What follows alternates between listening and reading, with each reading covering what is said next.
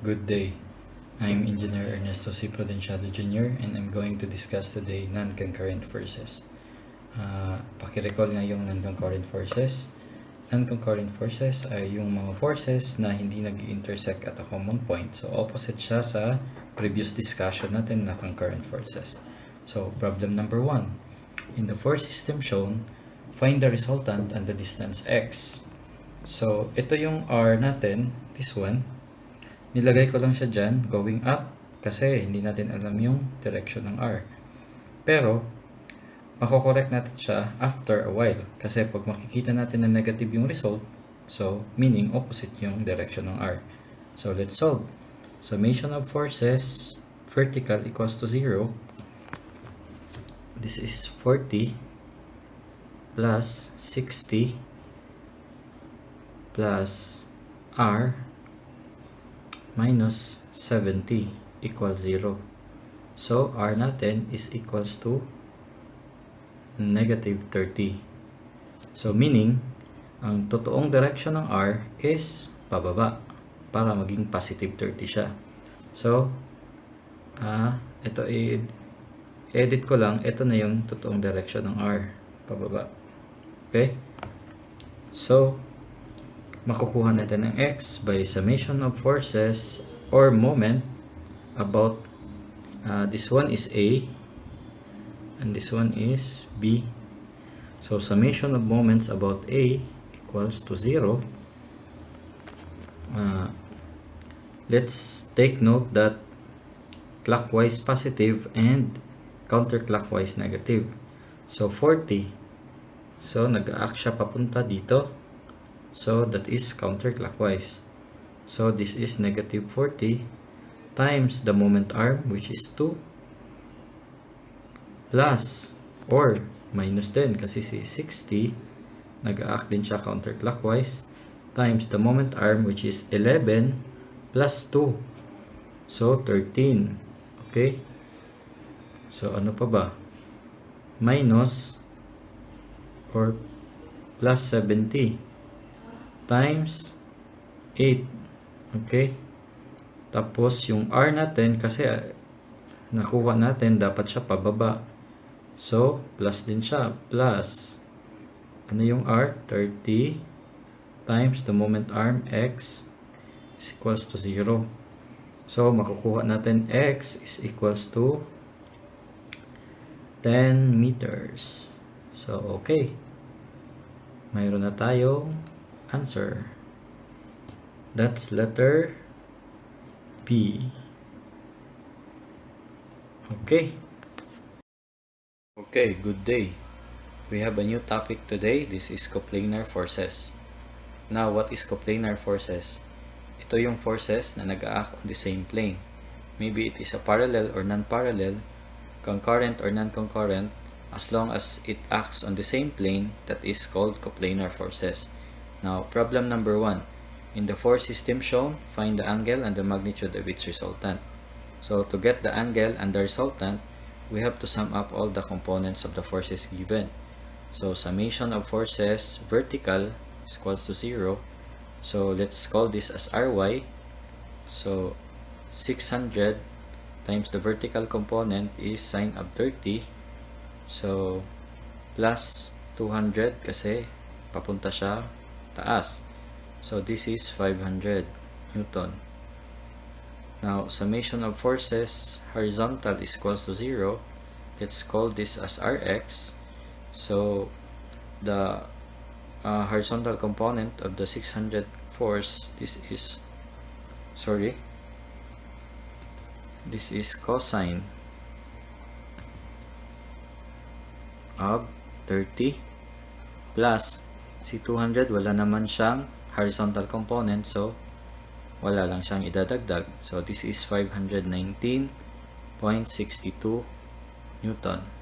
Now, to get the angle, so we have first to draw the triangle. This is the 500 and this is the 519.62. So the included angle is what we are going to solve now. Okay? So alam natin sa right triangle, pag mayroon tayong adjacent at saka opposite, gagamitin natin si tangent. So, opposite is 500 over adjacent, which is 519.62. So, theta now, shift tan nyo lang siya, or shift arc tangent. So, we have 43.9 degrees.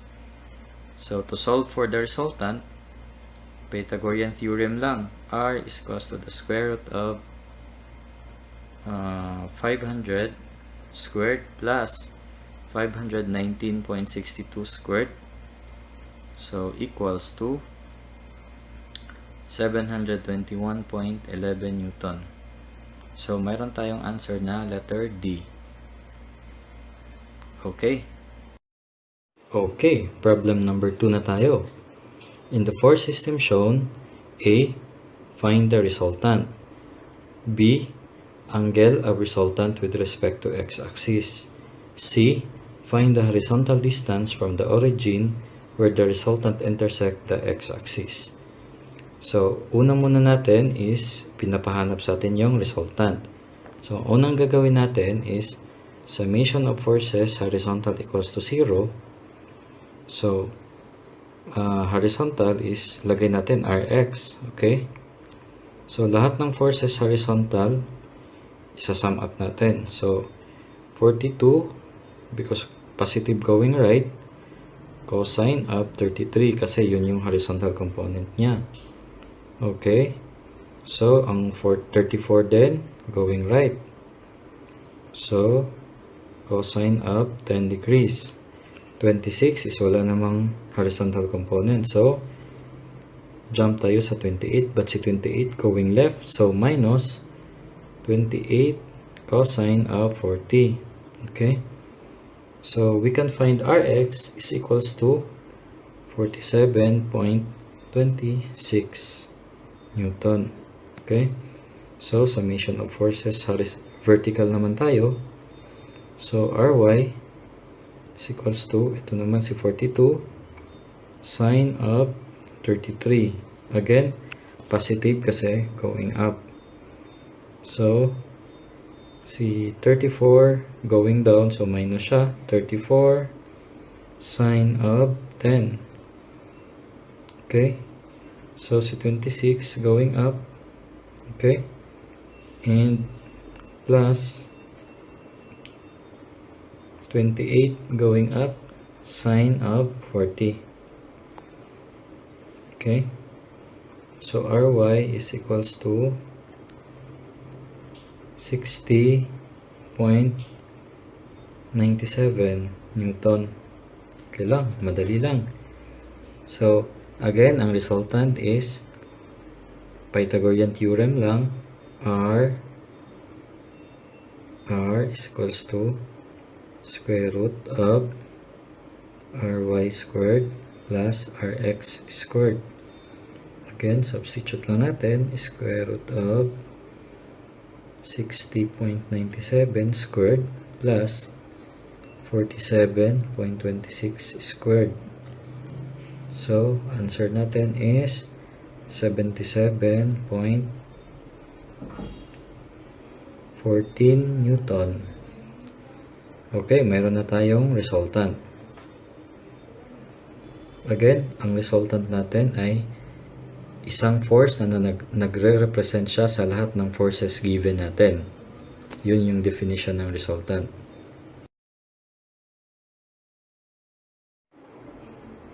Okay, to get the angle, binura ko muna yung previous solution natin kasi wala na tayong masulatan. So, isusulat ko na lang yung Ry na nakuha natin kanina. Ano yung Ry is 60.97. Tandaan lang natin to. Rx is 47.26. At saka yung resultant natin is 77.14. Okay? So, to get the angle, ito, i-drawing ko muna siya. Ito yung 77 point. Ayaw magsulat. 77.14. Tapos, ito yung Ry natin, which is 60.97. Tsaka Rx natin is 47.26. So we can get the theta. So tangent of theta is, ano ngayon, is opposite over adjacent. So Ry over Rx. So substitute lang 60.97 over 47.26. So yung anong makukuha dito is shift tangent nyo lang, makukuha nyo na yung theta, which is 52.22 degrees. Okay? Okay. To find C, ito, i-drawing ko muna. Ano daw yung horizontal distance ng resultant force natin. Okay. So, if this is our resultant force, i-drawing lang natin to.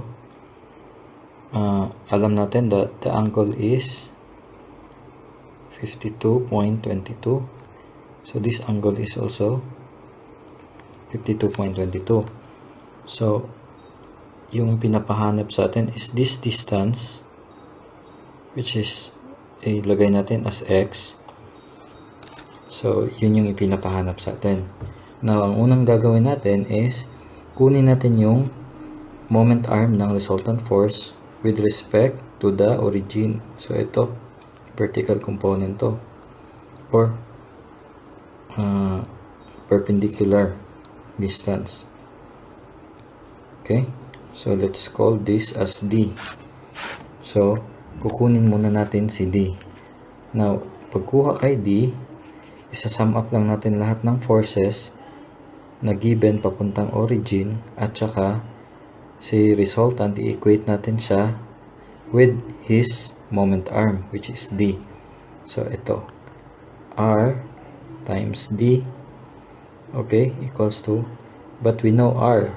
We already get the R. This is 77.14, so wala na tayong problema. So, ito muna si 42. Yung horizontal, yung vertical component lang yung may moment arm kasi si horizontal component niya nagko-coincide siya sa origin. So, 42 sine of 33 times 5. Kasi 5 units sa 1, 2, 3, 4, 5. Okay? So, positive siya kung counterclockwise. So, plus 125. Okay? Plus 26 times 3. 3 yung moment arm niya. Tsaka 28 yung horizontal component ng 28 papuntang left, so plus pa rin. 28 horizontal component times 4, pero wala na siyang vertical component kasi nagko-coincide din siya sa origin. So si 34 naman ay clockwise, so minus 34, pero ano yung kukunin natin?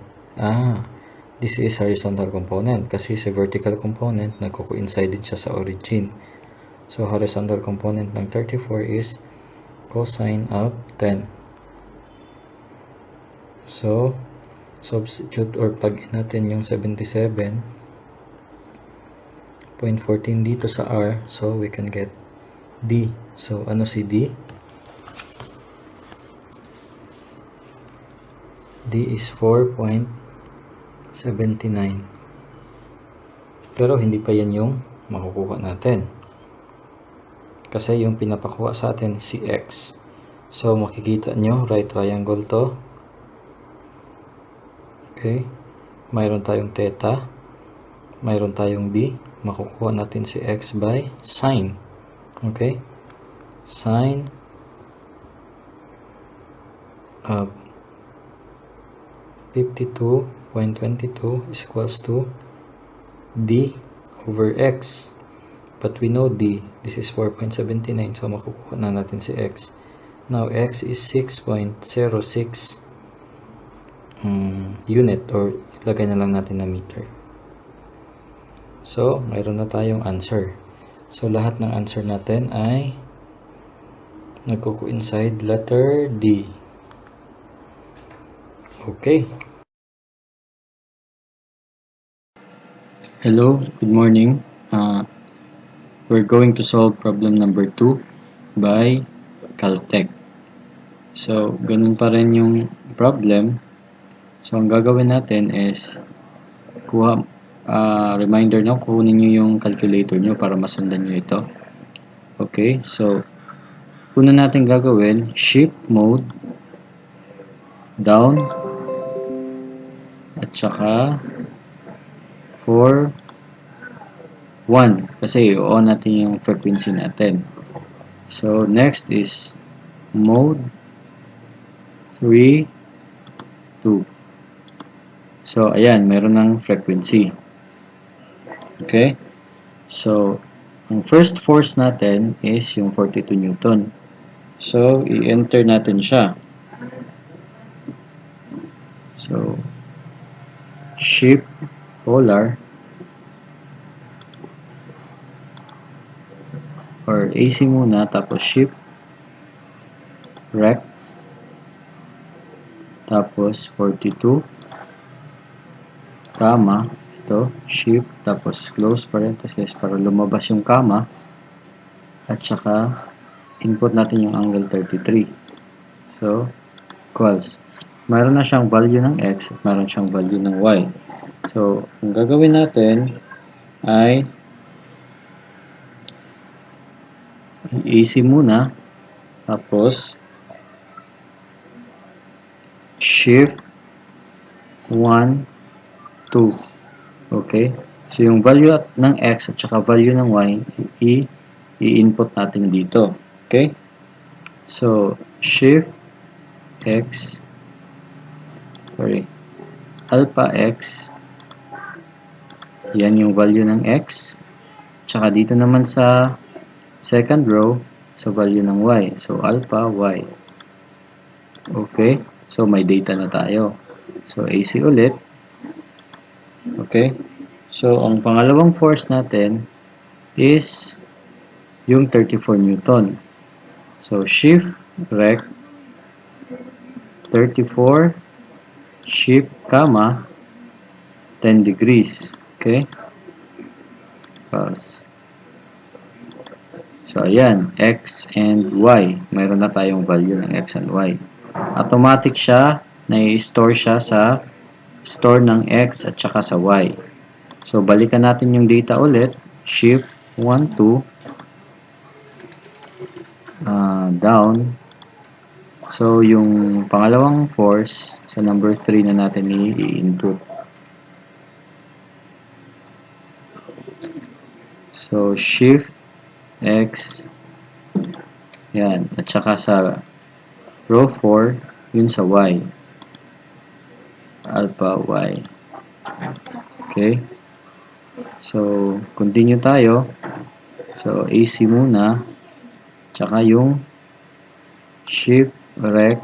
Next force natin is 26, but vertical siya, so yung angle niya is 90.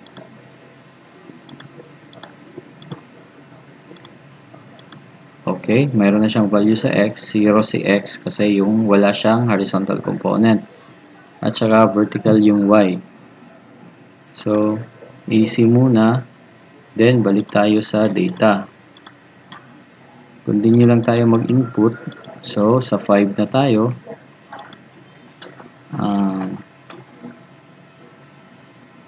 Alpha x. So sa y is alpha y. Okay, so next force natin is 28. AC shift rect 28 comma 40 close equals. So mayroon na rin tayong value ng x at saka sa y. So AC, balikan natin yung data. So scroll down lang. So start tayo sa 5. sa 7. Okay? So, alpha x tsaka sa 8, alpha y. Okay?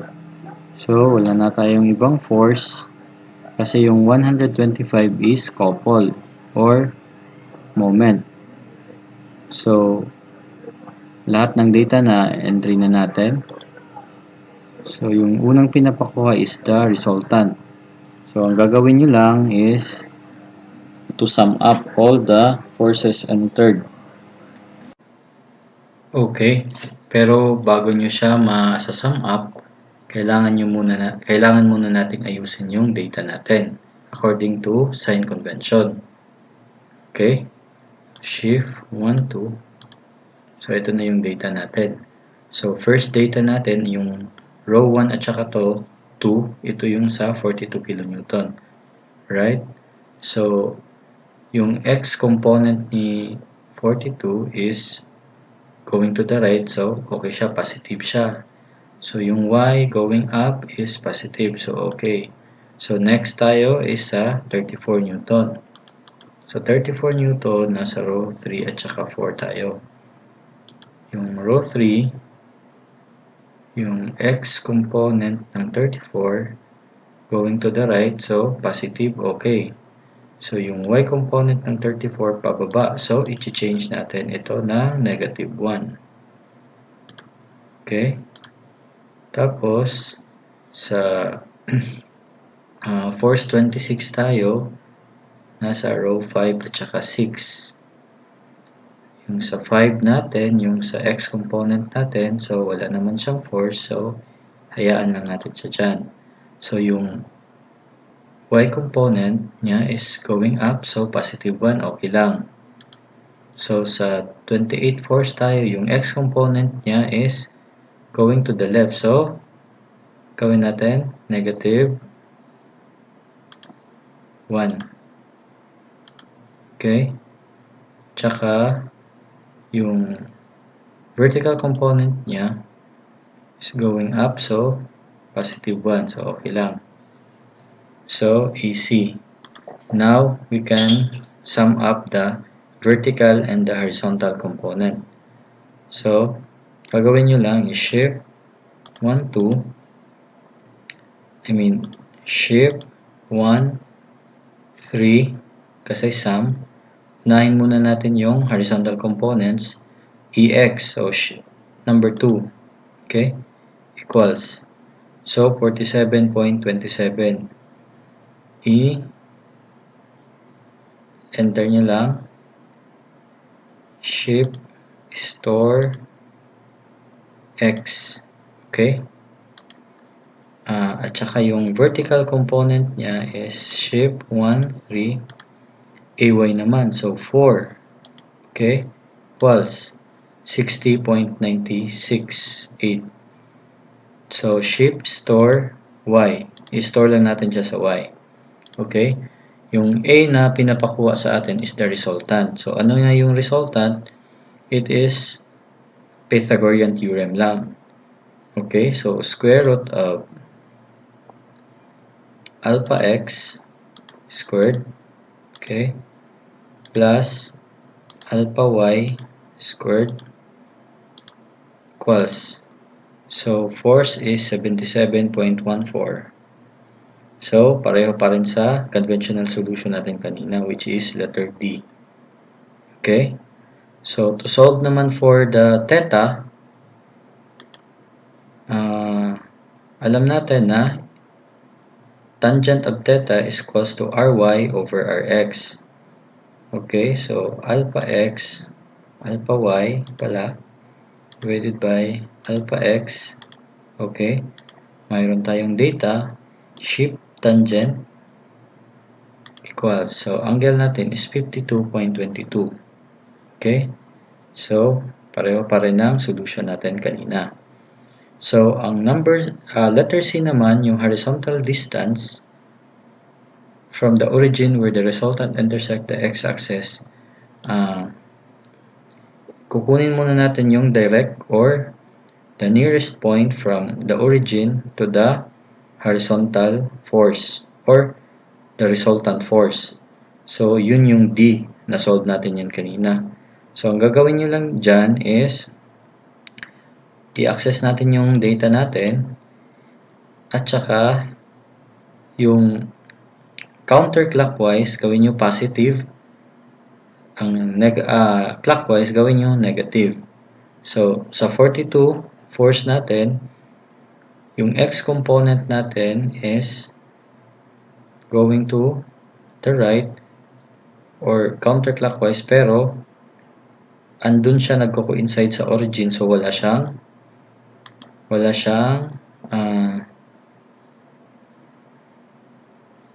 tawag nito, wala siyang vertical or wala siyang moment.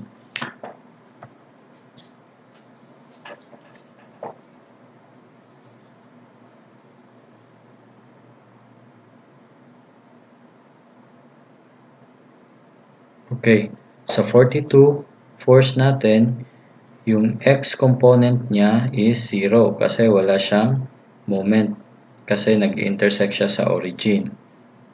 Okay, so gagawin natin dyan, yung frequency na yan, lagyan natin ng 0. Okay, but yung y component ng 42 is may distance siya na 1, 2, 3, 4, 5. So, distance niya is 5. Lagay lang natin dito 5. Okay? Yan, 5. Tapos, since counterclockwise siya, so positive 1. Okay? Tapos, yung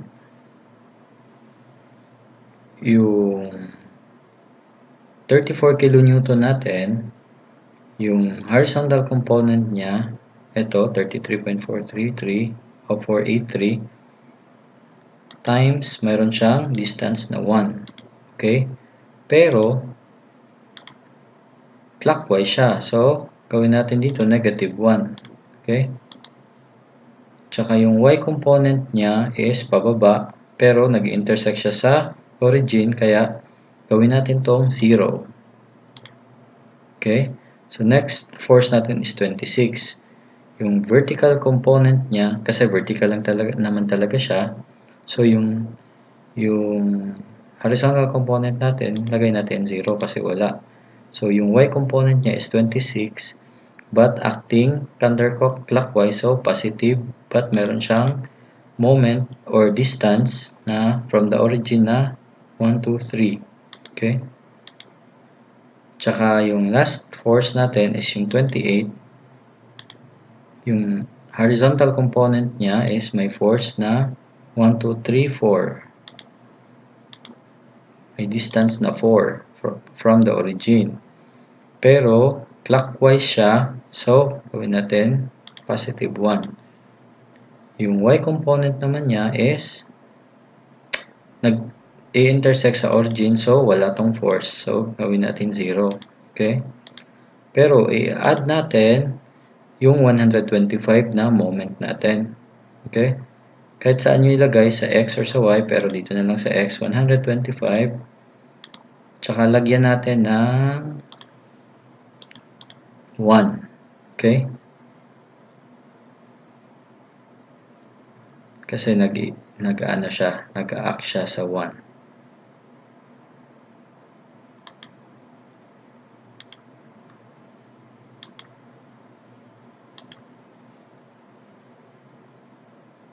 Okay?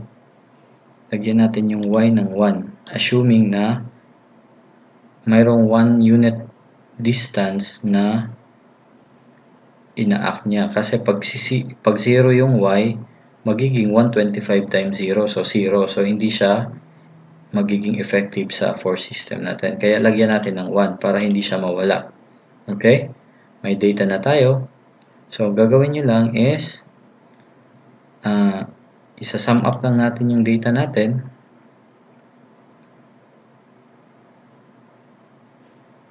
Shift 1, 3. Ito, 5.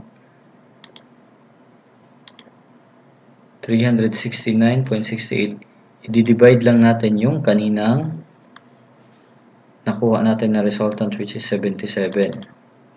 Okay? So, equals to 4.8. Ito yung 4.8.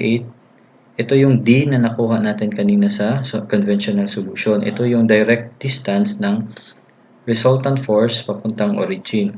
So, para makuha nyo yung X, pareho lang yung solution natin sa kaninang sinolve natin sa conventional solution. So, hindi ko na lang siya isusulat. Balikan nyo na lang yung topic na yon.